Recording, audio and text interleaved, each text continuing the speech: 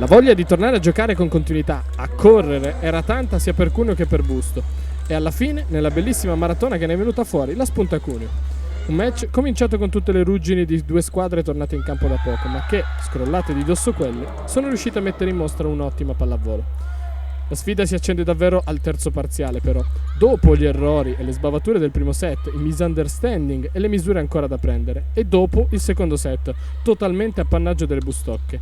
E di Jovana Stevanovic, che chiuderà con 12 punti, di cui 4 muri e 2 ace. La partita si accende, è vero, e non si spegne più. Alexa Gray entra in stato di grazia, facendo punto in tutte le maniere. Sul progressivo spegnersi di un coreano invece cresce Sonia Candy per Cuneo, capace di segnare come un martello. Si alzano i muri di Cuneo, si moltiplicano le difese di Busto, con una Giulia Leonardi in grande spolvero. Servono i vantaggi, sia nel terzo che nel quarto parziale, con dei frangenti estremamente combattuti e spettacolari. Una lotta campale vera e propria che vede Noemi Signorile svariare con continuità, tra banda e centro, e Busto che si affida alla solita Mingardi e all'ispiratissima Gray, oltre che, ovviamente, ad Alessia Gennari nei momenti cruciali.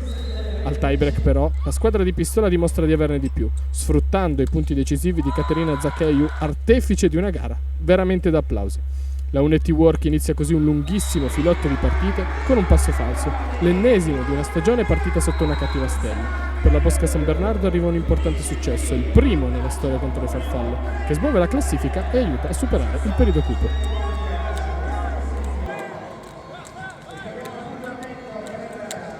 Sì, vincere 3-2 così tirata è veramente bello perché siamo state sempre in partita e anche loro, quindi è stata veramente una gara molto combattuta.